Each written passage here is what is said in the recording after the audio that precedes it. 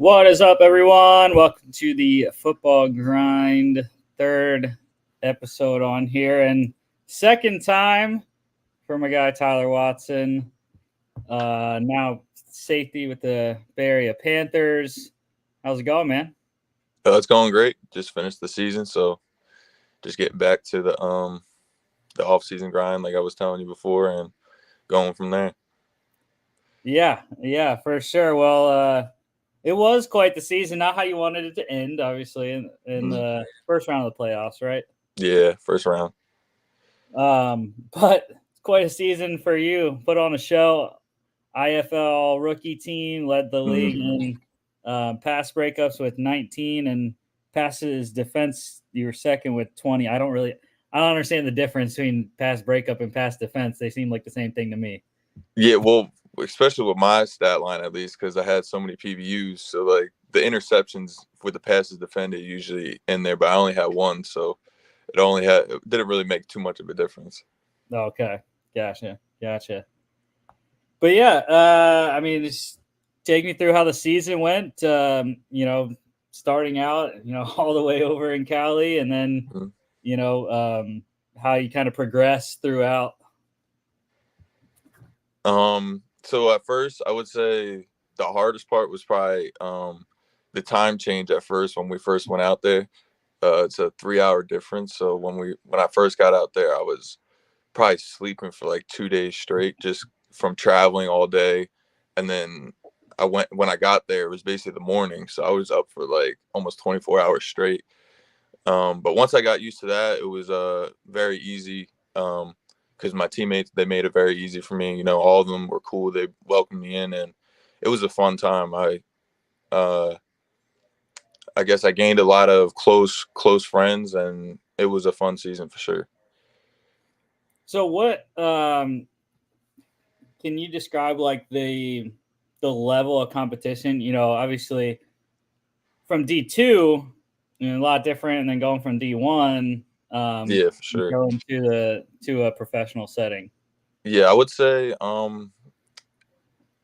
for me at least, like I was obviously training in the off season and stuff like that, so there was a jump with some of the guys I was going against, but honestly, I felt like I was ready for it. I was always hold myself to a high standard, especially when I was playing Division II football. So, and this is something that I wanted to do. I knew I wanted to be a professional, so I knew no matter what the where you went to college at this level didn't matter. Mhm. So I kind of try to put that to the side and just play my game. But playing with guys that are from LSU, Arkansas, all these big D1 schools, it was awesome because we all have the kind of like the same mindset of trying to get better, trying to win, and this is what we want to do with our lives. Um, at the Division II level, sometimes during the season, some guys will get distracted, or if the season's not going the way they wanted, they'll just kind of put it to the side and focus on other things. And with this, it's football, football, football, football, and I love that. So it was fun.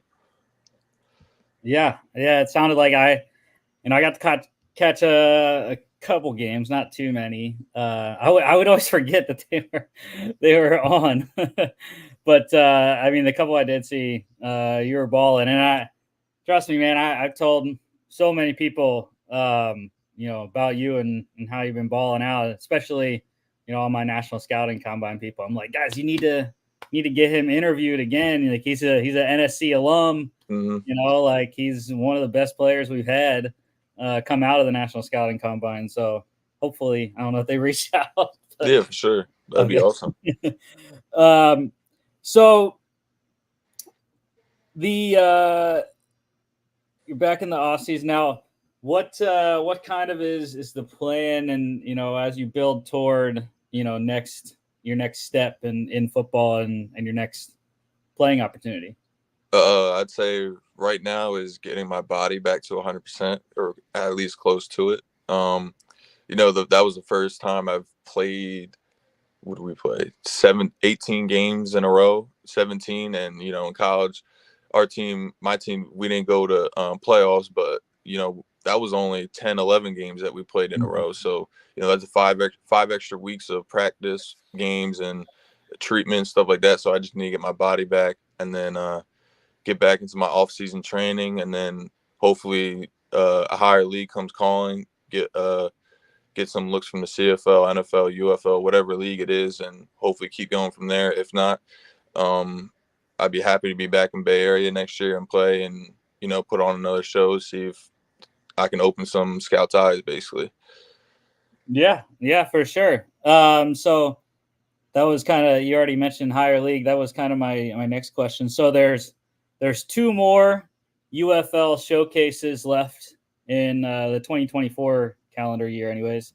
September 29th in Orlando, October 20th in San Diego. You planning on hitting either of those? I'm thinking about it, maybe. I know I've done plenty of the showcases kind of in the past where I've gotten my numbers and stuff like that, and I kind of feel like I've already set a good stepping stone with my numbers, and then have gotten recent film, and I think I've performed pretty well in them. So hopefully I'm thinking that it could be enough, but I mean, if not, then I'd be more than happy to go out to a showcase and do my thing. Yeah, for sure. Yeah, I mean, I the UFL, man, they need you for sure. They're Yeah. and also, I mean, you mentioned the not mattering what school you go to. Definitely see that all over. All kinds of pro leagues, as well as, I forget who it was that I recently was watching a preseason game this weekend about a guy that played in the FCF, fan control football, and got seen, and then got signed eventually in the NFL. No, that's crazy.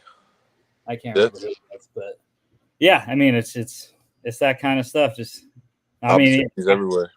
Yeah, I see putting out those videos, man. Your marketing is pretty good. Yeah, that's what I kind of use social media for, kind of just, you never know who's going to watch it, basically. So I kind of just try to put out videos of me playing football, and on Twitter. And I mean, if it wasn't for football, I probably wouldn't be really on social media at all in that perspective. But yeah, so I just try to do the most I can, and then I got an agent, so hopefully he's doing the most he can, and we're just trying to work to get to the higher level, and my goals, basically. Yeah, for sure. I feel it. I try to help you out. I can just sharing and No, I retweeting appreciate and everything. But yeah, let's transition a little bit. Let's talk about your Eagles fan, right? Yes, sir. Yes, sir. Let's talk about the Birds a little bit, just to kind of wrap up the show. I know it's pretty short, but it's 101. I don't have a lot of questions. Yes, sir. So, but yeah, how you think the Birds are looking this year? We got the fantastic win on Thursday. Yeah, that was a tough little watching win, but I feel like we've seen some good things, seen some bad things, but I mean, it was also a lot from not seeing the offensive starters, but it's all right. We'll get to see him soon, I think. Yeah, I thought Kenny Pickett looked pretty good in his first Eagles debut. I didn't know he was an Eagles fan growing up, which is pretty cool. Yeah, yep. He actually his sister went to our college at East Stroudsburg. She played soccer there, so we've kind of seen him a couple times around the area and such like that. So it's kind of cool to see him out there now. Okay, nice. Yeah. The rest of the rookies, Will Shipley, I thought looked fantastic. Catching, yeah, I like what I've seen. And running. I don't think I really had too many other takeaways from preseason week 1. Obviously, Jake Elliott better step it up. I mean, 2 missed kicks. So he made the one that mattered, but at least he came back. Yeah, exactly. Yeah. Keon Mitchell looked good though too. Yeah. Even though you should have caught that, it's all right. Oh yeah. Yeah, I mean, Q's got plenty of time to to make those in the regular season. But happy also, we had breaking news right before the show. We get to see Cooper DeJean out there now, activated off the NFI. So yes, sir. I just seen that actually too. I was just about to say, I hope we get to see him the next preseason game. So that'll be a good one to see too. Yeah, I'm not sure when he's going to be. I don't know if he's going to play in the preseason or not because of the tough the hamstring. Yeah, that's a tough injury to come back. That's nothing you want to play with, the hamstring. Yeah, for sure. Well, I think that's all the stuff I got for you. Unless you got anything else you want to talk about. No, nothing much. Just trying to get back to it. Get back. Keep rising. Keep elevating my stock. And keep going basically. Yes, sir. Yes, sir. And